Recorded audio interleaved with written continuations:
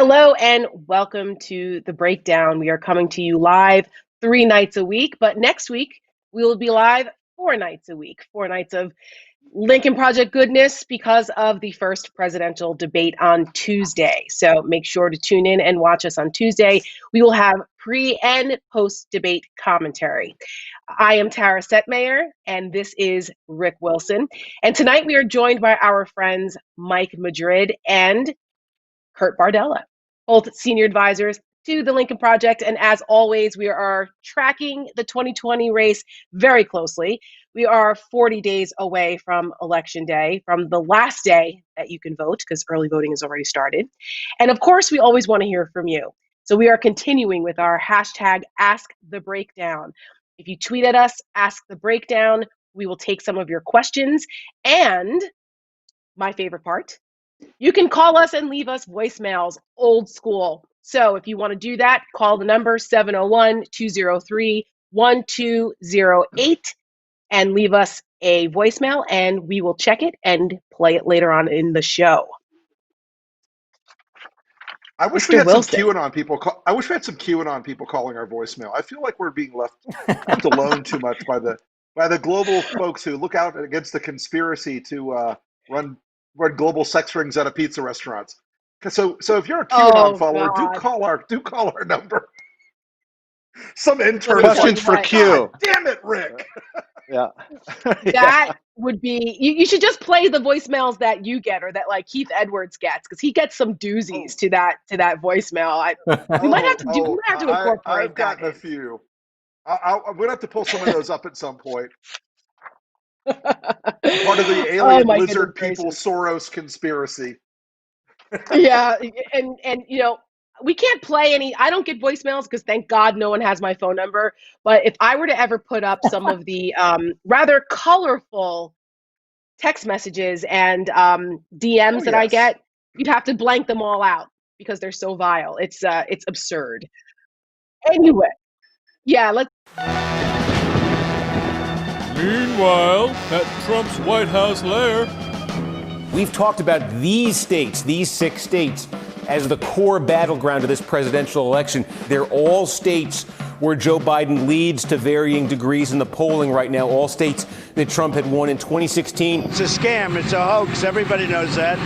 So you're going to need 9 justices up there. I think it's going to be very important. Now, we may have litigation about who won the election, but the court will decide, and if the Republicans lose, we will accept that result. Will you commit to making sure that there is a peaceful transferal of power after the election? Well, we're going to have to see what happens. You know that I've been complaining very strongly about the ballots. But people are rioting. Do you commit to making sure that there's a peaceful transferal of power? We want to get rid of the ballots, and we'll have a very peaceful. There won't be a transfer, frankly. There'll be a continuation. Are the results legitimate only if the president wins? The president will accept the results of a free and fair election. He will accept the will of the American people. So for 30, if he loses and it's free and fair, he will accept it. I've answered your question. He will accept the results of a free and fair election. We want to make sure the election is honest, and I'm not sure that it can be. I don't know that it can be. It's a rigged election. It's the only way we're going to lose. The only way they can take this election away from us is if this is a rigged election. We're going to win this election. What country are we in? Look, he says the most irrational things. I don't know what to say about it, but it does surprise me. Thank you.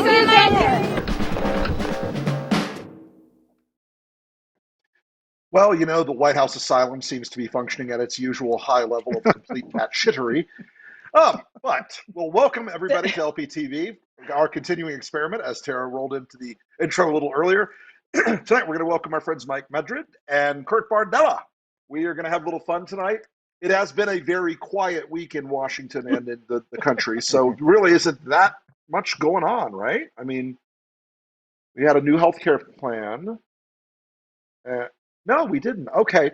Well, look, a lot written and said about how Trump could use his power in order to prevent any election that wasn't decisive, to submerge it in chaos, in lawfare, in legal maneuverings, and political maneuverings throughout the country. And we brought this up a little bit last night. And Bart Gellman in The Atlantic laid out a very frightening. So last night, of course, the president decided he would calm everything down and that he would make it very clear that he was a normal, standard, small d Democratic president governing a small r Republican nation. And so he went to the podium and he said this. Win, lose, or draw in this election, will you commit here today for a peaceful transferal of power after the election? And there has been rioting in Louisville, there's been rioting in many cities across this country, red and your so-called red and blue states. Will you commit to making sure that there is a peaceful transferal of power after the election? Well, we're going to have to see what happens. You know that I've been complaining very strongly about the ballots, and the ballots are a disaster. I understand that, but people are rioting. Do you commit to making sure that there's a peaceful transferal of power? We want to get rid of the ballots, and we'll have a very peaceful. There won't be a transfer, frankly. There'll be a continuation. The ballots are out of control. You know it. And you know who knows it better than anybody else? The Democrats know it better than anybody else. Go ahead. You know, folks, I'm just going to say this very clearly. There will be no coup in this country. There will be no coup in this country. It will not happen. We will vote and prevent it. Yes. To follow up on that, Rick, let me be crystal clear. We will vote, you will lose, and you will leave. The end. This is America. We don't do coups. Donald Trump. We will vote, you will lose, you will leave. I am going to get that underneath my Friedrich Hayek back tattoo tomorrow, because that is a phrase for the ages, and you can count on the fact we're putting that shit on a t-shirt, folks. LincolnProject.us/gear. Nice plug. Nice plug. Hey, look, I made it up off the top of my head for the gear plug. It's off the script. I mean, come on. But anyway, you know what? Tara, go ahead. I'm sorry. Yeah, no, that is going to be a theme moving forward that we will be drilling into everyone's mind, that messaging, because we cannot emphasize it enough. Given the things that Donald Trump has said that are so offensive, the American people are freaking out. They're saying, well, what do you mean you're not going to leave? So we are here to let everyone know, including Mr. Trump, that we will vote, you will lose, and you will leave. You will leave. All right. Love that Last so night, much. That's right. It's amazing. Last night, the President of the United States declined, like we said, to commit to a peaceful transfer of power. So, Kurt, you and I both worked in Washington, D.C. We know lots of folks who work on Capitol Hill who are still there. We know some elected officials who are who privately admit that Donald Trump is unfit and a disgrace. You want to talk a little bit about what you're hearing in DC and whether any of those people that we know who have finally had enough will step up and speak out? You know, Tara, we've been waiting for the better part of 4 years now for Republicans, people that we know, that we've worked with, that we socialize with, that we talk to privately, to say publicly the things that they willingly share with us privately, and it still hasn't happened. And I think that I'm so beyond waiting for these people to wake up to the reality that is the dictatorial thug wannabe that is Donald Trump. They've pretty much made their bed, and they seem to be content with lying in it, no matter how extreme, how ridiculous, how dangerous Donald Trump and his rhetoric becomes. And so given that, I think that this is why what we're doing is so important and meaningful, and that we are taking the message directly to the people, that we are going outside of Washington, outside of the Beltway, going directly to states where I think that we have a real opportunity to show that there is a better way, a different way. I've always said you can't beat something with nothing. And the biggest mistake that I think Democrats made in 2016 was they didn't make any effort to show that to Republicans that there is an alternative to Donald Trump. They didn't make any effort to show that it's worth investing in trying to get Republicans to do the right thing. They just ignored them, right, called everybody deplorable, and they lost. And I think that's why it's such a different situation now, where we have what we're doing, what other groups are doing direct outreach to disaffected Republicans and independents, making them part of a different type of coalition and movement. And I think that that's going to be the thing that wins the day when we get to November 2nd. That's the big difference, Kurt. The dynamic is completely different. Joe Biden is not Hillary Clinton. And the fact that groups like ours and Arvat and others are making it okay to put country over party, because that was the problem. So many people, this tribalism, they feel like they have to vote Republican because that's what we do. And you're somehow some type of traitor if you don't. And it's not. The only traitor here is Donald Trump. And I think that's evidenced by how many people, not only Republicans that are now coming out, but the national security space, the intel national security space folks have really started to come out, which they don't normally do. These aren't political people for the most part, and they have felt so strongly about the threat that Donald Trump poses to this country that they're now speaking out. And there's nearly 500 retired senior military officers, as well as former cabinet secretaries, who have now come out and officially signed a letter supporting Joe Biden, saying that he has the character, the principles, the wisdom and leadership necessary to address a world that is on fire. And I'm glad to see this, because people need to see that these are people who are sworn to protect this country, who see the threats to this country, and they feel so strongly that they have come out, 500 of them. The letter was published this morning by the National Security Leaders for Biden, which is another group that's popped up, curating these folks. And it's just the latest in a series of folks that have come out and said enough is enough, and calling for the defeat of Donald Trump in November's election. Yeah, I tell you, one of my biggest frustrations at times is how the media portrays this race. And they're so shell-shocked still from what happened in 2016. They don't seem to recognize that this is such a very different election than that. And when I see things like today, national security leaders, and you're right, Tara, these are not people who are political. These are not people who go out of their way to express a political opinion because of the jobs that they've had to do. And the fact that 500 of them have come forward and said and declared that they believe Joe Biden is the person who is fit to run this country and be commander-in-chief, that to me should be the top news of the day. That to me is one of the most important and meaningful shows of support for change. And it's not an accident that almost every single national security, homeland security, military person that has been a part of this administration and left it has nothing good to say about Donald Trump. We talk all the time, and Republicans particularly talk about support the troops, freedom and liberty and never forget, and all of these great truisms. And yet, when you look at where the military leaders actually are in Donald Trump, they are 100% behind Joe Biden. And so I always question, why is this even a debate at this point of who is the most fit commander-in-chief to have? Right, of course. But Kurt, they're all disgruntled employees. They're former employees, are just disgruntled. And, all of them, Donald Trump has never done anything wrong for anybody at any time.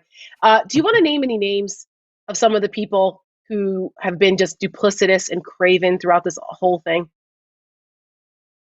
Of people that Oh my Kurt? gosh. I mean, I look at, I'll say one, my former boss, Darrell Issa, someone who spent the better part of this decade talking about the need for oversight, transparency, the American people's right to know, talking about weeding out waste, fraud, abuse, mismanagement in government. And all of a sudden I see him running for Congress in a different seat in Southern California, and he's become a wannabe mini Donald Trump. Unrecognizable. It's the transformation and radicalization and outright pandering is shameful. And that's why people like him, people like Devin Nunes up in Fresno, all these people who set a very different standard when Barack Obama was president, who have abandoned that completely and left our country and the American people and the taxpayers vulnerable to corruption. That's why they all got to go. Amen. It's true. Let's bring Mike in. Well, to comment on the same thing, or are we going to kind of move some topics around? I'm happy to do either. That's not a criticism, by the way. It's whatever Rick Wilson wants to do. I'm Mr. Pile On. Well, I'm Mr. Pile On, if the case may be. Well, listen, I mean, we could talk about the malfeasance and ineptitude and hypocrisy of the people around Donald Trump all day, and we often do. But I will say this, the undertone to this entire election, the thing that's always running in the background of this entire election. It cannot be avoided. It cannot be ignored. You cannot elide over it. It is the fundamental driver is COVID. And of course, the president has now completely changed his mind on COVID and is taking it very, very seriously. Why haven't you said anything about the U.S. hitting 200,000 deaths from COVID? Say it. Why haven't you said anything about the U.S. hitting 200,000 deaths from COVID? Go ahead. Anybody else?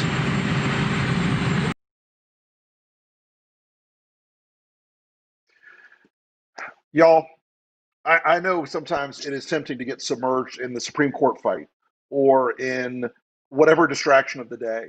This is the fundamental, profound issue underneath this entire election. As Mike and I talked about today, and we talk about almost every day, COVID is resurgent right now in many, many states. COVID is rising quickly. The anticipated bump in COVID in the fall is coming now. All of these things in the summer where we're like, oh, well, let's go back to normal and everything's fine. Don't wear a mask. Don't be, go be an idiot. There are many, many states that are about to pay that price, as Mike has had his statistics guys and numbers nerds rocking and rolling through, because it is changing the election. And if you want to know why Donald Trump is behind in some of these states, COVID is a massive driver of that. And I mean, Mike, we're seeing pop-ups right now in a number of places that you mentioned today. Yeah, and just so people know, the way this works kind of here at the Lincoln Project is fortunately, we do have the ability to interact with one another. And a lot of the folks that are here and engaged share data, share information to kind of see if it can be helpful across the departments that we're each doing. Rick and I spent a little bit of time today and yesterday kind of talking about this dynamic.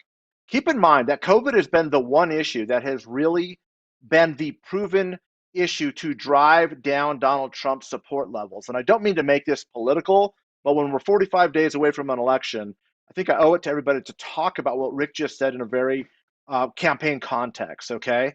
And so when we start to see numbers start to spike in the Midwest and start moving up to the Rust Belt states, you can and you are going to see a dramatic shift in the polling.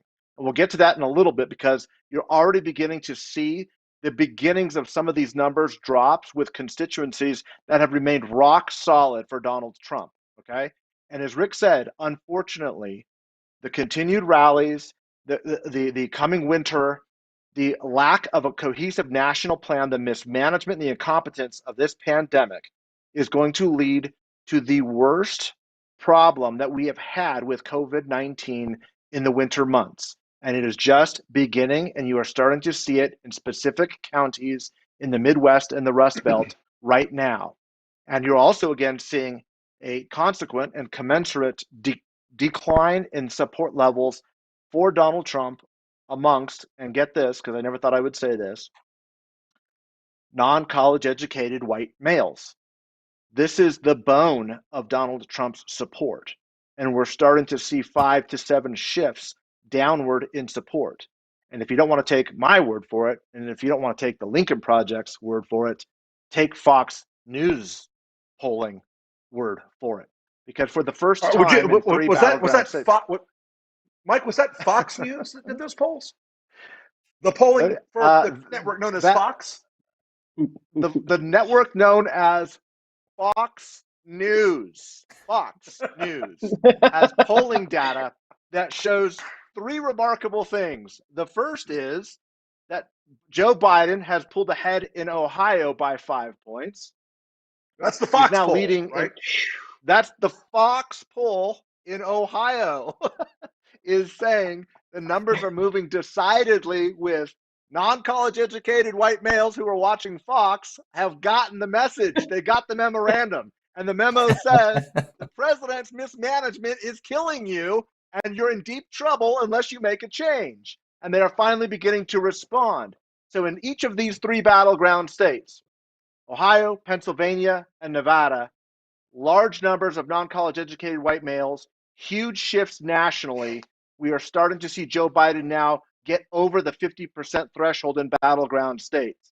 The gap is getting wider, and you're beginning to see that panic set in with the White House, which is why he is beginning to react the way that he is, because we know that if Fox News polling is saying that, it also means that the internals that the White House is looking at is saying the same thing that is that our data is saying, and that virtually every public opinion poll is saying. So, look, unfortunately, this is going to mean a significant loss of life. It's going to mean a significant number of our countrymen are going to continue to get sick. And that's the sad reality of it all. But finally, the pandemic seems to be breaking through some of the most base bone of Donald Trump's support.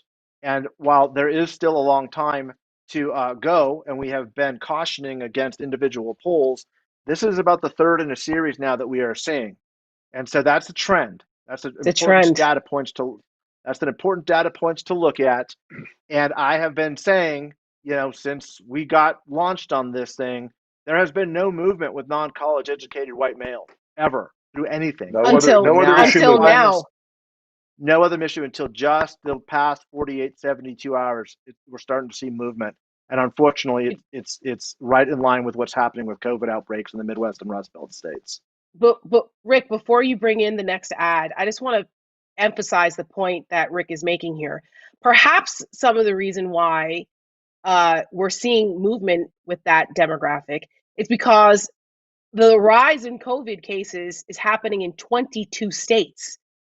And in Colorado, Minnesota, Montana, Texas, Utah, Wyoming, their daily infections have risen by 60% over the last week.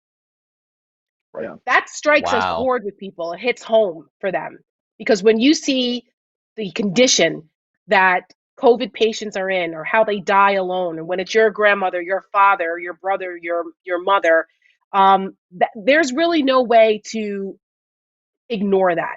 It's very real, and it's a very cruel way for people to pass away. And 60% infection rates rising in the last week in states like that is not a good look for Donald Trump. But I thought the virus was going to go away. Right, miraculously, when it got warm. I thought if I injected Lysol in my ass, the virus would disappear. Who knew? Well, folks, let's have a look at the Lincoln Project's latest little quick viral rapid response ad out of our great comms team today.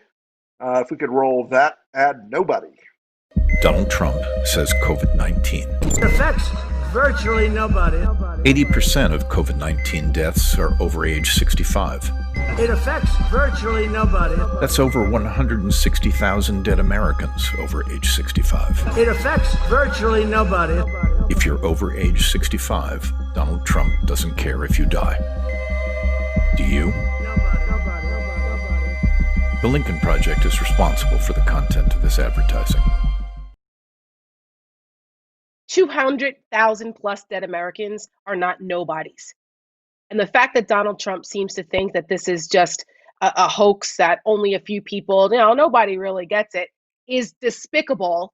And the numbers are starting to show that the American people are getting tired of having a malignant, narcissistic sociopath, psychopath who doesn't care about life as the president of the United States. So we are going to continue to hammer that home because it's important for people to know the contrast between Donald Trump, who seems to think that 200,000 dead Americans, he can't even answer the question. He's such a coward that he doesn't answer the question when he's confronted with it by reporters and thinks that it's not a big deal, and mocks Joe Biden for being the responsible adult and wearing a mask and setting that example. That contrast, it couldn't be more stark. It is literally life and death on the ballot in this election. And not only our personal health, but life and death of our republic moving forward, if we haven't made that clear enough. Mike, Madrid. Our Thursday show is always the state of the race. And we already started to talk a little bit about some of the demographic changes and the Fox News poll that is showing Biden up by 5 in Ohio, which is unbelievable. Can we talk a little bit about some of the Senate races? You made fun of me the other day because I talked about how I watched local football in Iowa and Alaska on those stations so I could watch the ads. Tara, I was admiring you. I was admiring you. I was not poking fun. I thought I was somebody that was consumed. I thought I was somebody consumed by numbers and polling and political data. I've been one-upped. You have completely Oh my one-upped me. gosh. When you're watching local ads in Iowa during college football games, just for the political NFL. advertisements, you win. You win. No mas. I'm done. I throw in the Oh towel. my You're the winner gosh. here. So, but let's That's so talk about some funny. of these. And again, Yeah. we have to watch this virus spread because in red state governors led by Donald Trump, the way that they have mismanaged this COVID case, we've seen, as we saw in the summer in states like Arizona, with Doug Ducey, with Abbott, governor of Texas, and with DeSantis, the governor in Florida, their numbers fell off of a cliff, right? As this virus started to climb and people realized, oh goodness, oh shit, science is a real thing and people are actually dying. You saw Ducey's numbers drop by 20 points. DeSantis dropped by 15, 17 points. Abbott started to go into the tank. You're starting to see the same dynamic in states like Iowa, Wisconsin, a little bit in Ohio, which again, the worst is yet to come up in the Great Lakes area or the Midwest states. This is going to be an area that is going to be impacted significantly. And so when you look at those Senate races, you're going to see what is happening with to what we've helped a little bit with Joni Ernst in Iowa. We've pushed the envelope a little bit to make sure that Joni's feeling a little bit of that pain. But nothing is going to hurt these senators as much as enabling what has happened here and in taking part and being complicit with a president who simply does not care, as you mentioned just a few moments ago. And that connection is being made. It's very real. And so you're starting to see the Republican base starts to react to that. And so again, Joni Ernst is a race to watch. Her opponent is up 3 points in the latest Seltzer poll, which is the best poll. It is the blue ribbon poll in Iowa. Right. It has been incredibly accurate over the last 20 years. You know that from watching college football in Iowa. And I will say NFL. that is now a race to watch because the situation in Iowa is going to get worse before it gets better. I'm going to throw in Lindsey Graham too. And again, not because of COVID, but because of a virus far worse, which is Lindsey Graham, right? He's done this to himself. He's bringing these numbers down by himself. This race is not only competitive, but you see him panicking and getting airtime on Fox News, begging for cash because he's being outspent by a 3.5 to 4 to 1 ratio. This is, somebody who's going to be very prominent in the hearings coming up with the next Supreme Court nominee. Lindsey, you're in trouble. You're in trouble. And you know it, but I'm telling everybody else in America, Lindsey's in trouble. Lindsey's in trouble. Put that on Fox News.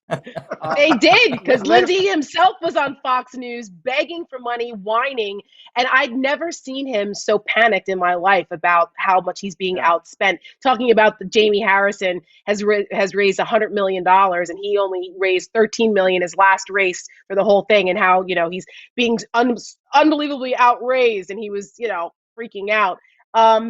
What about Georgia? Can you talk about Kelly Loeffler, please? The one that was accused of profiteering off of COVID-19. Stock tip Kelly. Yeah, I've had a little Georgia on my mind. I'm not going to say that I haven't. This has been one of those peculiar outliers that everybody says, this could be a competitive race. This could be a competitive race. And we just kind of look at it in the rearview mirror and check every once in a while. But folks, this is a competitive state.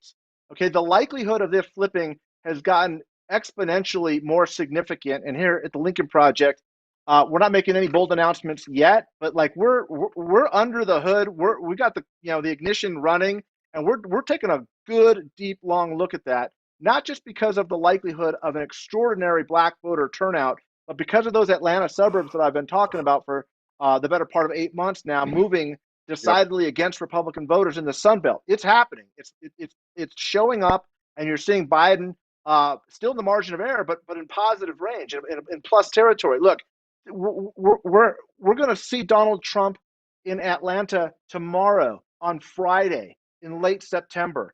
Atlanta, Georgia, Republican Georgia. The Republican president of the United States is in that much trouble. They've been spending $500,000 Georgia and some of the shenanigans she's been involved in because he watches that Senate stuff. Same thing. Chipboard. Same diff. Tomato, Mike is exactly right, Tara. The Georgia, so there's a ring of counties around Atlanta, about 23 counties around Atlanta, about 7 in the interior, called the Donut.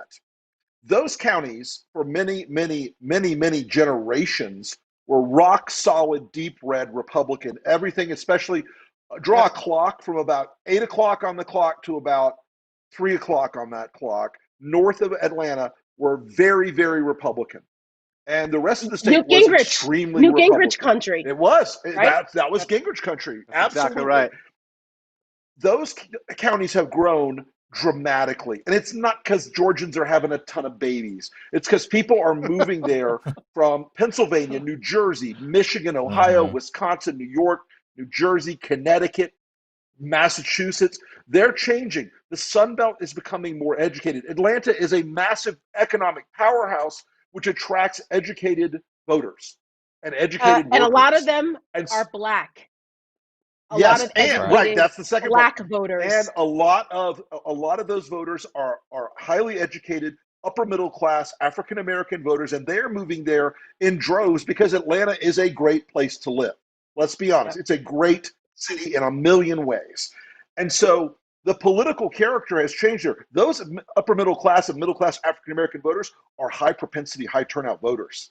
Those educated white voters from the Northeast and the upper Midwest are high propensity voters. So you've got a state of Georgia that is changing very rapidly. Loeffler, of course, bought her seat. She's the spouse of a multi-gazillionaire. And of course, like everything, why is it always super rich white people getting involved in these financial scandals? She traded her stocks based on a briefing they got about COVID in the Senate, which you're just like, what? So the other race I want to throw in here, we mentioned it a little bit last night, that not one of us would have said even 6 weeks ago, hey, keep your eye on that one, is Mississippi. Mike Espy is now a point back on Cindy Hyde-Smith in Mississippi. That's crazy talk, folks. This is a blue wave coming. And if it's as big as we think it is, you could even see Mike Espy in the U.S. Senate from the state of Mississippi, which is about an R+30 state. It is a real sign of the collapse that Trump has brought about on the GOP. Hey, so Kurt, I have a question about younger voters, because we always ask this stupid question about younger voters, even though younger voters aren't what we call voters. Are you seeing any movement in this election with younger voters? We know there is a little bit, right? Right.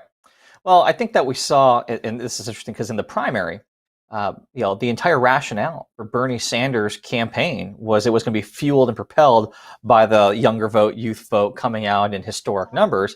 And as it turned out, Joe Biden actually won with that demographic over Bernie, which means that his voters, his base that Bernie was relying on, didn't show up. I do think some of the calculus has changed in part, like everything, because of COVID. I think the fact that because college kids, almost as much as anybody, have been affected by the fact that they either can't go to school or have to experience college very differently. For the first time, we have a political issue that is actually impacting every college student in America at the same time. We've never had something like that before. And then the renewed energy, I think, that has come about by the death of RBG, where there is an entire generation, I think, of younger female college-age students who are going to be, I think, much more active and motivated to participate in the process than they have been before, means that the youth vote, I think, will be more than it was in 2016, certainly. I don't think it's something that we can bank on as being the difference maker in the election. But there are circumstances going on right now that make this so very unique, and that every single demographic in this country, white, Black, Latino, young, old, seniors, parents, they have a reason to show up to vote because of COVID. And we've never had that type of thing happen before. Right. The good news is, Rick, that I'm going to give a plug for my students at Harvard. The Harvard Youth Poll came out this week that said that 63% of voters between 18 and 29 plan to vote, which is a pretty good number. So to Kurt's That's point, significant. And that age group actually does vote, because traditionally they don't. And I said this the other night, you can go protest, you can take your ass to the polls and vote. And you can register to vote very easily now. You can do it on your phone. There's like all kinds of easy ways to do this. There's no excuse. But that generation, that demographic could play a role in places that they hadn't before, because they're so motivated, because it's directly impacting them. Usually presidential elections don't really impact that group directly. They're, having a good time in college, or, they're just getting their first job or something. But the COVID crisis, a lot of them aren't in college now. They're home taking Zoom classes with their parents, or, in the next room, and they're not happy about that. And that's thanks to Donald Trump. So check out the Harvard Youth Poll if for those who don't believe me. But that's they do an excellent job, and John Della Volpe, who runs the Harvard polling stuff, does an excellent job on that. They work really hard on it. Check that out. He's a very smart guy. He is. He's awesome. The documentary that I narrated, Dismantling Democracy, he's also in there talking about aspects of this demographic and polling as well. So John's a cool guy. Kurt, do you really think that there's anything that swing voters that are still undecided about? Like, do swing voters still exist in this environment?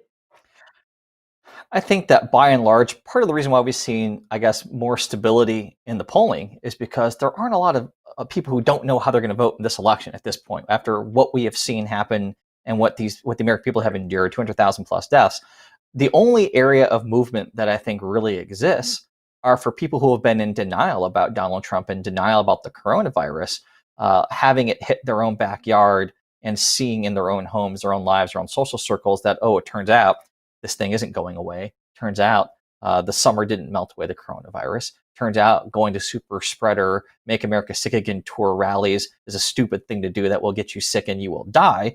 All the while the president continues to peddle lies about the coronavirus. He peddles lies about the availability of vaccines and solutions to it. I think that the real ground to gain in this election is from people, unfortunately, having to experience firsthand the human cost of Donald Trump's lies. And as that happens, and we were talking about this earlier in the show, the reason why we're seeing movement in some of these states that we've never seen before is because they are the ones that are being hit hardest now by the rise in COVID. And so while I think that if you're a traditional Democrat and a traditional Republican, you probably know what you're going to do in this election already, the real movement, the real opportunity is for people who are seeing firsthand that Donald Trump has been lying to them and has been gambling with their own health for his own political gain. And as they have to stand there and watch a loved one get sick and potentially die and go to funerals, the reality then hits them in a profound and personal way. Well, they can't go to funerals, right? That's one of the things that people have been robbed of. They can't even properly pay respects to their loved ones who've passed away because of the transmissibility of COVID. And Trump is on tape not on tape on this one, but he's Olivia Troy, who has bravely come out and left the coronavirus task force and Vice President Pence's staff, and come out and talked about how Donald Trump called his people disgusting. Oh, good, I don't have to shake their disgusting hands anymore. I mean, I just don't know how people can still be undecided, what is there to swing to? Let's swing this way to the guy who is a sociopath that doesn't care about life and is trying to destroy our democracy. Or maybe we'll swing back to the guy who's compassionate and was a heartbeat away from the presidency and actually knows how to govern and has a heart for people. I just don't understand where there is any undecidedness in them anymore. Yeah. But there are. I will say too, the one demographic too that's been interesting to watch a little change happen is with the military community. This is a community that Hillary Clinton lost by 2-1 to Donald Trump in 2016. That a recent poll done by the Military Times showed that Joe Biden is actually winning with this constituency, and that they are not taking kind to being called, losers and suckers. Right, suckers. The way that Donald Trump's referred to our service members and prisoners of war. And all the things that he has done disparagingly to heroes like John McCain, to 5-star families. This is a constituency that has been reliably Republican and was very pro-Trump in 2016 that he is losing with now, and I think that's going to be significant too. Well, folks, I'm not sure if you know about this, but Rush Limbaugh is completely on a jihad against the Lincoln Project today because we dared to put out some both ads and mail, both digital and physical mail, to military families that called out Donald Trump for referring to our troops as suckers, losers, babies, and dopes. Limbaugh went on a complete rant today. And so one thing to say, Rush, in your position, don't die with a lie on your lips, because you know it's true. You know Trump said it. You know he did it. And you can reflexively defend him all you want, but the fact of the matter is, you for years had a huge military audience. You for years had an audience on Armed Forces Network. And I got to tell you, it's disgusting that you defend Donald Trump at this point in your life. It's disgusting, Rush. Absolutely disgusting. I don't feel passionately about it or anything. Just Are letting you know. you just a little passionate about how you feel? Yeah, a little about bit, because you know what? The military. There were military listeners who formed a backbone of Russia's audience for a goddamn generation, and he is willing, in his quest to suck up to Trump, at the last, that he's going to say, "Oh well, Donald Trump, he's the one telling the truth," and everyone else, including the military officers who are telling these stories of his behavior, are the liars. It's absolutely repulsive. It's outrageous. And I hope he reconsiders the fact that he is defending a vile and disgusting slander of American military soldiers, sailors, airmen, Marines, and Coast Guardsmen, men and women who have served, sacrificed, and died for this country. It is truly repulsive. Indeed, it is, and he's going to have to face his maker soon, and I don't want to be anywhere near him when that lightning strikes. Right, and I'm not making light of the fact. I don't make the light of the fact that anyone has a terminal illness, not at all. Right, but there should be a time of clarity. There should be a time of clarity, especially because, and I want to go back to this again. Military and veteran listeners made up a core of Russia's audience because he was on Armed Forces networks for a generation. And it is repulsive that he can't say, you know what, in this case, the president is wrong. These men and women are not suckers. They're not losers. They're not babies. They're not dopes. He should be defending the people that helped put him in the position of prominence that he has been in for 30 years in talk radio. Absolutely, and the fact that he can't bring himself to do that is remarkable. I mean, Rush Limbaugh was someone who was very influential in my conservative growth as a 18, 19, 20-year-old college student at George Washington University. I read all his books. See, I Told You So. I used to go to Rush rooms. There was one at Blackie's Steakhouse over on M Street that's not there anymore. Remember that? And there was a restroom there, and I used to live, and that was before we had cable news all the time in our dorms. And I used to watch his show at night. He used to come on at late night. I mean, and to watch him I think back, I'm like, was he bullshitting then, or is he bullshitting now? I've done a lot of personal reflection on that. But anyway, enough about Rush. I wish we had Fred on tonight. We'll have to have Fred back on to talk about this. Yeah, to talk about what's going on. It really is a shocker.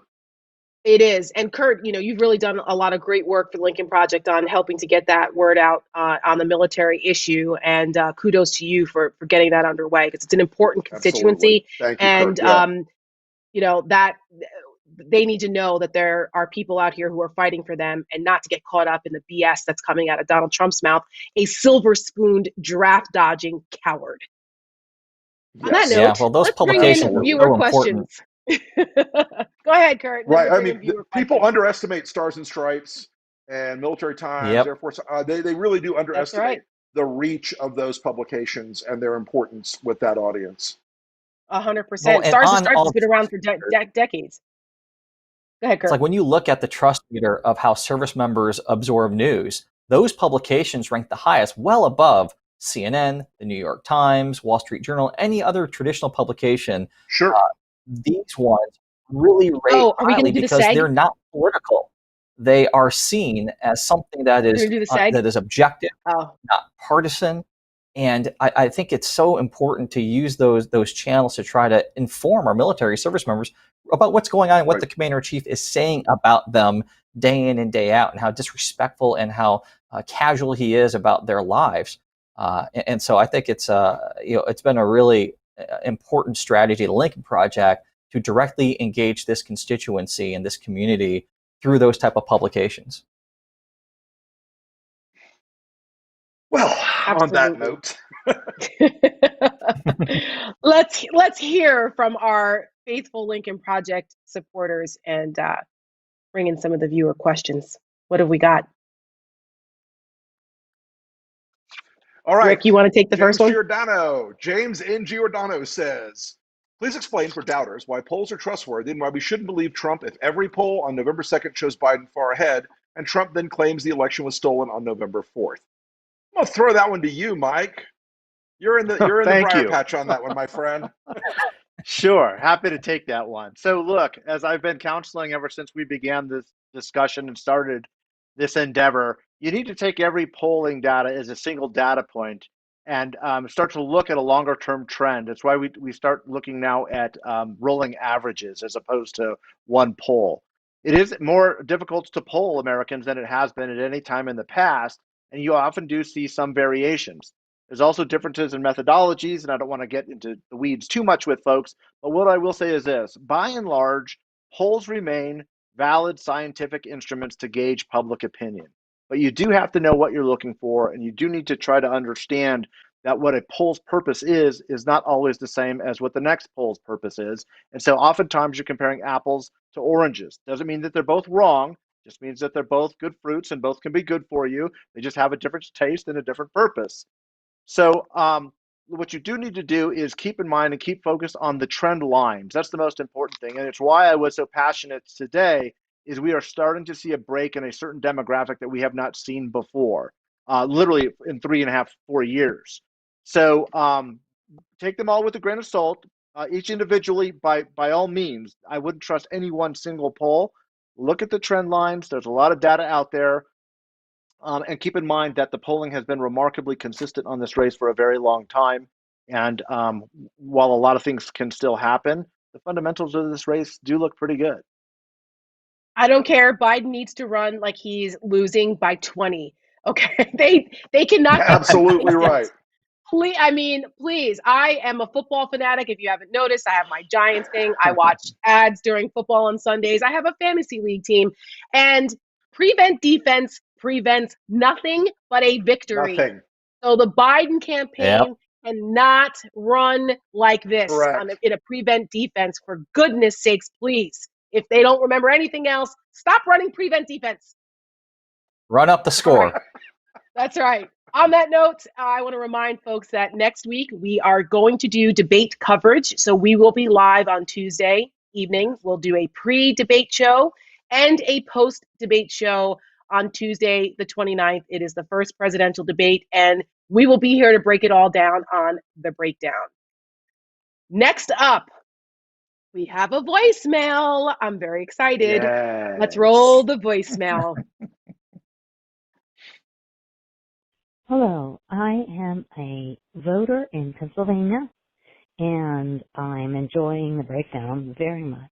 And Rick, since you're from Florida, and I know and love what you said about how Democrats couldn't organize a 2-car motorcade there, what do you think of Mike Bloomberg paying the fines to reinstate the former felons to vote? Do you think that'll make a difference? It's 32,000 people. I'm hoping, but I'm also hoping that Mike Bloomberg will buy Fox News and shut it down. That's from me, Dina in Pennsylvania.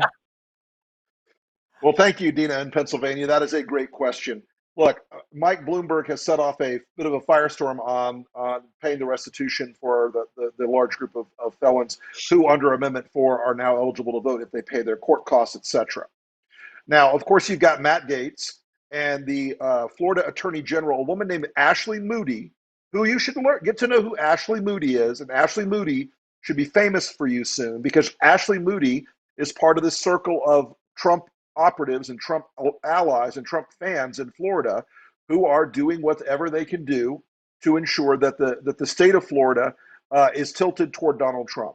And Ashley Moody, the Attorney General, who you should get to know, is going to be play a key role in that. So Matt Gaetz is out today saying that Ashley Moody, the Attorney General of Florida, is going. I'm sorry. Do you guys get the joke yet on this one? Because I'm not happy about it. It's not. It's a joke, but it's not funny. Matt Gaetz is out boasting that he's going to have Ashley Moody investigate or litigate against Mike Bloomberg. I would just like to point out that Mike Bloomberg's ability to bring down the fist of God in the next election cycle, maybe, I don't know, when Ashley Moody's up for re-election, is not zero. Just a thought. Now, I will say this. If I were designing Mike Bloomberg's spend in Florida, I think if Mike and I were sitting in the room with him, we would be pouring the vast majority of our resources, time, efforts, and focus into three big groups. The same three big groups that the Lincoln Project, in our smaller way, is addressing. We would be addressing Puerto Rican voters in the Orlando metro area. We'd be addressing veterans throughout the state.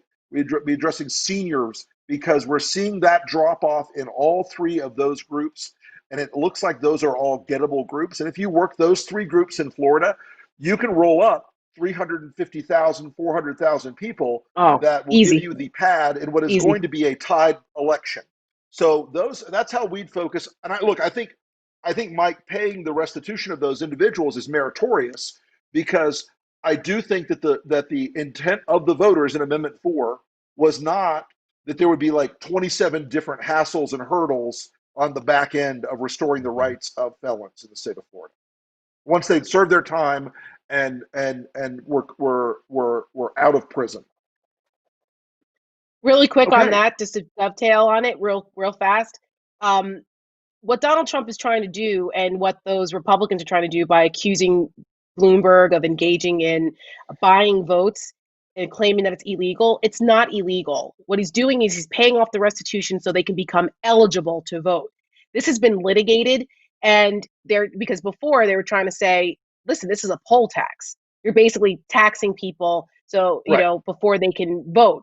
And the state of Florida's argument was, no, it's not. This is simply to pay restitution to fulfill their legal obligations for committing a crime. So which is it? Why are they now? It's somehow buying ballots. You're buying votes if you're paying off those legal fines, legal restitution. They can't have it both ways. So don't fall for the okie doke with the accusations against Michael Bloomberg that this is illegal in any way. It's not illegal. Right. It's actually really generous and a great thing to do to help re-enfranchise people who have been disenfranchised for so long. However you feel about whether felons should have voting rights restored or not, the state of Florida decided that they should, and these are the steps to do it. And Michael Bloomberg and others like LeBron James and people are putting their money where their mouth is and helping people do that so they can vote. How they choose a vote, that's up to them. They're not telling them that we'll pay for your restitution only if you vote Democrat. They're not doing that. They're just giving them the opportunity to vote, and that's American. But this is also, Tara, that Ashley Moody is pretending to be Bill Barr in a skirt. Okay, she is doing the same kind of manipulation and the same kind of abuse of power that occurs with Bill Barr every day. And the problem for her is she doesn't have a Donald Trump to defend her. She doesn't have somebody with that all-powerful overhanging media and social media platform to defend her. I think that this is probably going to be seen as an abuse of power. I think it is going to have consequences for her. And I think that the state of Florida deserves an attorney general who isn't in Trump's pocket. Well, they've had two in a row. What was her name again? Was in Trump's pocket. Oh, that's Ashley Moody, Kurt. Oh, okay. Ashley Moody. Yeah. First you had Pam Bondi, who was in Trump's pocket. Now it's Ashley Moody. It's what we do. Yeah. And by the way, the people in Florida, you guys vote for your attorney general. Start paying attention to who's on the ballot. Okay? You vote for this position. It's not appointed. Amen to that. We're going to take. Correct. Yeah. We're going to take another viewer question. What have we got? Mary Crehan.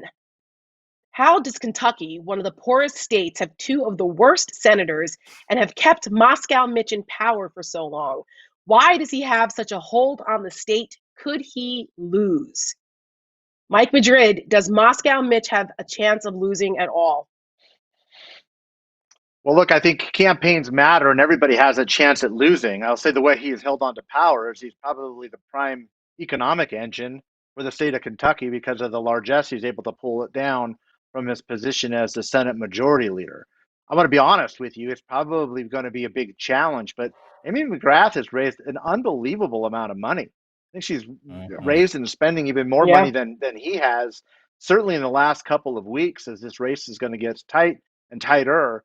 And keep in mind, there's a groundswell that is happening with certain lower propensity coalition members, especially younger people. I think there's something real to the younger people of color. Women are moving on a block in a way that I have never seen in 30 years.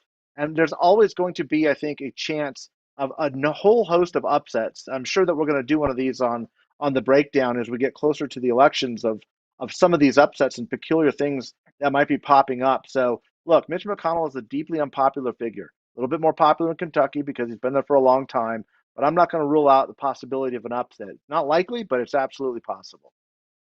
Do you think Just remember, Louisville too, that has we any had- impact? Go ahead, Kurt. Sorry? You can answer that. Do you think Louisville would have any impact on what's happening in Kentucky? The unrest. I was going to say too, like first, just remember too, we did have an election in a governor's race and an off year that went Democrat in Kentucky, and so there are things that can change there. And number two, I feel like when it comes to civil unrest and social justice, if you are against protesting the current decision that was made in the Brown and Taylor, you're already voting for Donald Trump. You're already voting Republican. There's no changing that there. I think that if there is going to be an upset, it's going to be because people have turned out to vote who have never voted before. And the people that are seeing these things unfold right now, these type of events is what I think inspires them to get involved in the process, that inspires them to let their voice and their vote be heard in a way that they haven't done before because they've thought in the past that it doesn't matter.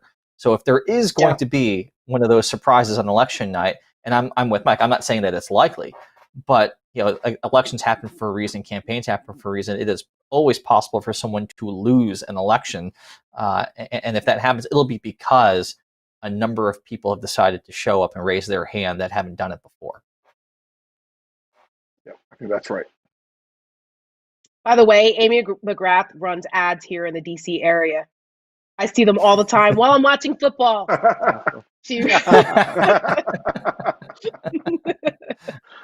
Oh, man. All right. Oh, my goodness. All right. What do we got next, Rick?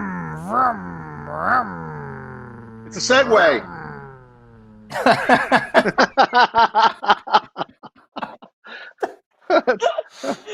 Come on. We're using the shit out of that. We're using that all the time, people. Run it again. All Run right. it again. Run it again. Let's One have a more segue time. again. People missed it.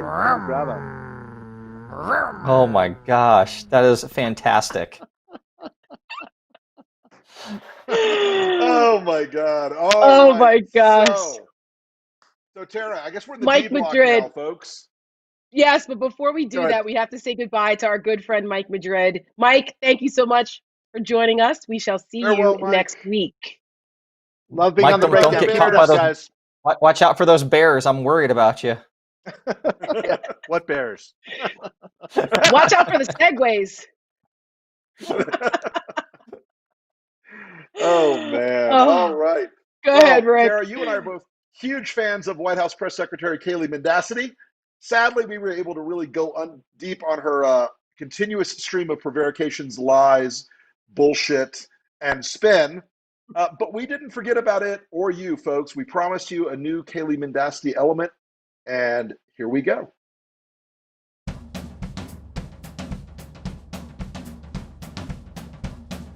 Donald Trump is not a racist. If he was in fact that, we would have tons and tons of his employees coming out and giving us evidence. There actually have been cases of racism against Donald Trump. In the 70s, he was sued for housing discrimination because they wouldn't rent to black renters in his apartments in New York City. Black dealers sued the Trump Organization for discrimination, for workplace discrimination in Atlantic City. When you say Donald Trump said he suggested Second Amendment folks take arms up, he never said that. I'm sorry, but unless you're claiming that the Secret Service are a bunch of morons, they interpreted it in a way enough that they had to get involved. So stop insulting our intelligence that we're all a bunch of crazies, that it could have been interpreted in a certain way. Liberals like you completely take him out of context. The idea of me being a liberal, which is about the fourth time you've tried that little tactic, Kayleigh, and I think it's hilarious and pathetic, actually. Because if you had a resume like mine, you actually know what a conservative was. And if you knew what conservatism was, you wouldn't be supporting Donald Trump. Tara, do you know that you are defaming someone? You could actually be brought into court for alleging that he did something that he did not do. So, Tara, No, you're not, Tara, but I would watch your words because that's a violation of the highest principle of journal ethics. Are you kidding me? It's a violation right of now, our criminal Kelly? justice system to presume someone guilty on TV when there are two varying accounts. So you're not concerned about Donald Trump's words when he lies in one sentence. He says one thing and then says something else. You're not concerned about Donald Trump when he says that women should be punished for having abortions and then changes his mind 3 times later, after 2 hours when he got in trouble for it. I haven't been asked about that, so don't put words into my mouth when I haven't been asked about that subject. Because you consistently defend the indefensible with Donald Trump, and you're doing it again today. Wow. Ouch! That's gonna Good leave a God. dead mark. Listen, Throw the let me towel. tell you Someone guys. stop this fight. Look, That is a you guys supercut. surprised me with that. You guys surprised me with that, and that's just a fraction of the takedowns that I just wiped the floor with Kaylee through 2016. It was hard to. 16. Oh my gosh, it Can was we run hard that to as an keep it ad together. somewhere? We should, right? Oh my God! You know what? The other part of that, where the last clip, she actually lost it. She was like, "Tara, please stop! Please stop!" She actually said that during that segment because I was just destroying her over Well, Trump. we should make this That was a what people recurring remember. segment. Oh my God, there's so many. If people remember, that was when Trump went after women who have abortions and said that they should be punished. Oh, And this was there during, has to I be think, some the kind of spring of punishment. 2016. Yeah, and it was abhorrent to hear him say that. And she was Miss I wear a cross around my neck every day because I'm such a Christian, was defending Donald Trump on that. And that's when I called her on it and she couldn't take it. So yes, Miss Kelly and I, goodness. Okay, I think we have something for you now, Rick. And I'm spent. Yes. We have something for you, my friend. Victory is mine!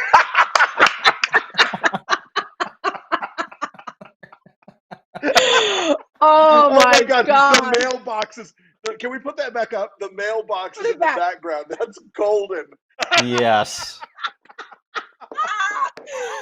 Rick, please explain the historical context of this for those who are under 25 that don't remember who Baghdad Bob was. Baghdad Bob was the Iraqi information minister in 2003 when we began a operation to take the city of Baghdad. Baghdad Bob would appear on Iraqi television and say, "There are no American tanks in Baghdad. I triple guarantee it. All of them were crushed and destroyed." And this poor son of a bitch lived in this constant state of terror. Who's going to kill me? Is Saddam going to kill me if I don't go out and lie? Or are the Americans going to get to me first? Well, it turns out he survived the war, but not very well. That is Baghdad Bob. He is for you children in the audience. Back in the before times of 2003, Baghdad Bob was truly. I mean, they called him Comical Ali. Baghdad Bob.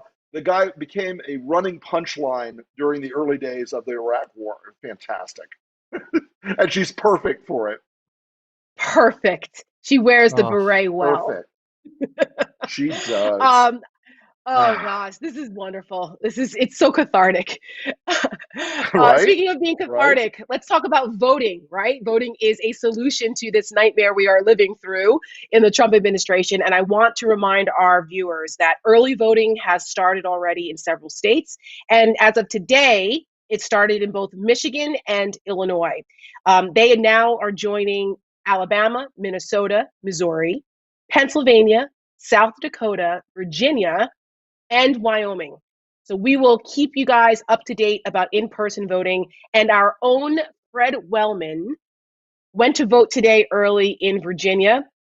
And we appreciate him for sharing that with us. I think we have a picture of Fred voting. Yes? There he is. All right. There he is. Let's There's our all guy. be more like Fred Wellman. He's doing two Be very like important Fred. things It's always here. good advice. That's right. He is voting and he is wearing a mask. Gold star for Fred Wellman today in the state of Virginia. Absolutely. Absolutely. It really is crucial, Rick? folks, that it really is crucial we all do our best to help everyone we know make sure their ballots are properly sent, as we mentioned last night. We want to show you a very important PSA from the Lincoln Project that was led by Steve Schmidt last night. And we really want you to take this very, very seriously, because it is important that you correctly deliver your mail-in ballot by using all the rules, all the special envelopes, everything else. So we could roll that PSA from Steve. If you're voting by mail, make sure it goes into the proper envelope. If you're voting in this administration, make a list of the top 10 people you know who might fuck up putting the ballot into the right envelope, and make sure that they do not. Make sure it goes into the right envelope. You know, So look wait to a your minute, left, Steve. to your right. I think, call your parents, call your sister. Make sure it goes in the right envelope. So that should be the next Lincoln Project postcard, right? We're going to send Lincoln Project postcards out that say, when you vote by mail, do not fuck up. Paid for by the Lincoln Project. It's very on brand. It's very, very on brand.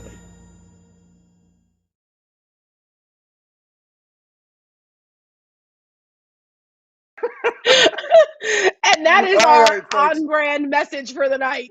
That is our on-brand message. All right, folks. Also, remember to check out our new noon show, Vote for America, hosted by our good friend Jennifer Horn, and streaming on our own Lincoln Project YouTube channel during the day. That it is terrific, and Jennifer is a great host. They're going to have some great guests and bring you some of the same sort of information you need, not only to stay informed about what's going on in this crazy shit show of an election, but also on when, how, and where to vote. And I encourage you to tune in Tuesdays, Thursdays, and Fridays to see Vote for America. Fantastic. Kurt, before we go tonight, any parting words for our audience after this intense, hellish shit show of a week? You know, I would tell everybody who's watching not to despair, not to fall for the Donald Trump Republican way of trying to make it feel like that there's no way out of this, that it's a futile effort. They want us to give up. They want us to feel like we can't get through this. They want us to fret and to complain. And at the end of the day, this election is going to be about one party wanting people to vote and the other party not. And as long as we show up, we know there's more of us than there are of them. And it's like we said earlier in this show, we will vote, he will lose, and he will leave. Yep. Out of there. Well said, my friend. Thank you so much, Kurt, for joining us. We will see Thanks, you Kurt. again, I'm sure. Thank you. And another Thanks for big having me thanks on. of course. Kurt and I go way back. We've been friends for 16 years, fought many battles together on Capitol Hill. So I'm happy to be in this battle with you again, my friend. Yes, we'll see you soon. All right, last thing tonight, folks. Thanks so much for Tara and Kurt. Last thing tonight, folks, we're going to show you a little snippet from our most recent podcast. This is from episode 33 with Ron Steslow and our pal Mike Madrid, talking about what happens when you mail in your ballot. Don't fuck up. Thanks, folks. Have a great night. See you Monday.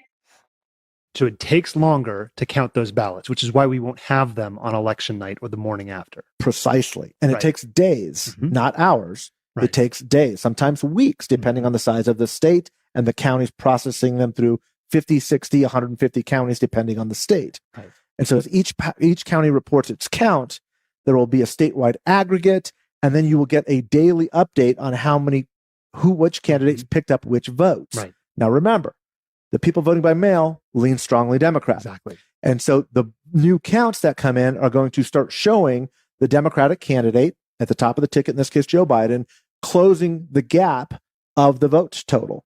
And so he will get stronger every day of the count. This is just mathematical. It's just quantifiable based off of the demography of who is voting. It's nothing nefarious, but it creates a condition and an environment where people will start claiming the vote is being stolen because Trump is at his strongest point on the morning of November 4th, but by November 10th, the whole who's ahead could actually and most likely will flip in key battleground states that are close.